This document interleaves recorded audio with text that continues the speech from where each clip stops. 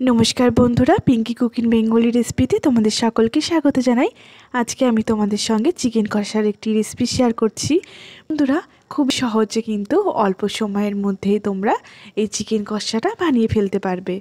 एखाने आमी 1 केजी मांस निये नियेछि, भालो करे धुए परिष्कार करे निये चले एसेछि। स्वाद मतो नुन दिये दिচ্ছি, যে যার ঝাল অনুযায়ী কিন্তু লঙ্কার গুঁড়োটা দিয়ে দেবে।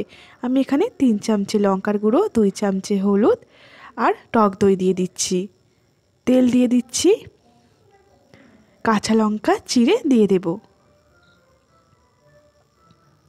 8 থেকে 10টা মতো গোলমরিচ দিয়ে দিয়েছি। এবার ভালো করে মাংসটাকে মেখে নিতে হবে। তো ভালো করে কিন্তু বন্ধুরা ভালো স্বাদ আসে। বোনকে দিয়ে ভালো করে মাংসটাকে মাখিয়ে নিয়েছি। ভালো করে কিন্তু ও মাংসটা মেখে দিয়েছে আর লাস্টে বলেছে এই লেগ পিসটা কিন্তু আমার চাই। এবার আমি মাংসটাকে 1 ঘন্টার জন্য ঢাকা দিয়ে রেখে দিয়েছি। কড়াতে তেল দিয়ে দিয়েছি, তেলটাকে গরম করে নিচ্ছি। তেল ভালো মতো গরম হয়ে গেছে। এবার অল্প জিরে আর গোটা গরম মশলা ফোড়নে দিয়ে দিয়েছি। ফোড়নটা নেড়ে অল্প চিনি দিয়ে দিচ্ছি। চিনিটা কিন্তু এখানে আমি কালার হওয়ার জন্য দিচ্ছি। তেলের মধ্যে দিয়ে নেড়ে নিয়েছি। যেই লাল রঙটা এসেছে সেই কিন্তু নেড়ে পেঁয়াজটা সঙ্গে সঙ্গে দিয়ে দিতে হবে, নাহলে কিন্তু পুড়ে কালো হয়ে যাবে বেশি ভাজলে। পেঁয়াজটা দিয়ে ভালো করে লাল লাল করে ভেজে নিতে হবে। পেঁয়াজটা যাতে তাড়াতাড়ি ভাজা হয়ে যায় তার জন্য অল্প নুন দিয়ে দিলাম।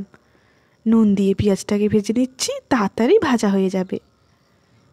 ভালো করে লাল লাল করে পেঁয়াজটা আমি ভেজে নিয়েছি। পেঁয়াজটা কিন্তু লাল লাল কালার চলে এসেছে।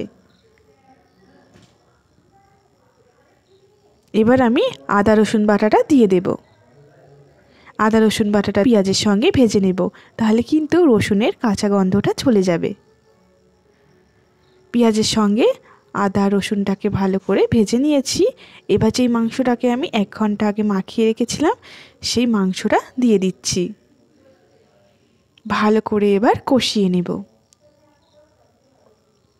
বন্ধুরা যদি রেসিপিটি ভালো লাগে অবশ্যই কিন্তু তোমরা কমেন্টে জানিও।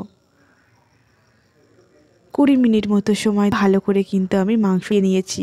একটু পরপরই নেড়ে নিয়েছি, নাহলে কিন্তু নিচে লেগে যাবে। 20 মিনিট ভালো করে মাংসটাকে এমনি কষানোর পর তারপর কিন্তু ঢাকনা দিয়ে কষিয়ে নেব। ভালো করে নেড়ে নিয়েছি, এবার ঢাকনা দিয়ে দিচ্ছি। কিছুক্ষণ পর পর খুলে আমি নেড়ে নিয়েছি যাতে নিচে লেগে না যায়। ঢাকনা না দিয়ে আগে 20 মিনিট ভালো করে কষিয়ে নিয়েছি, তারপর কিন্তু ঢাকনা দিয়ে দিয়ে আরও 20 মিনিট ধরে ভালো করে মাংসটাকে কষিয়ে নিয়েছি। মাংসটা কিন্তু খুব সুন্দরভাবে কষানো হয়ে গেছে আর সেদ্ধও হয়ে গেছে।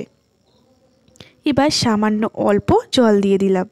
বাটিটা ধুয়ে অল্প জল দিয়ে ফুটিয়ে নেব। 4-5 মিনিট মতো ফুটিয়ে নামিয়ে নিলেই কিন্তু আমার চিকেন কষা রেডি। তোমাদের কেমন লাগলো অবশ্যই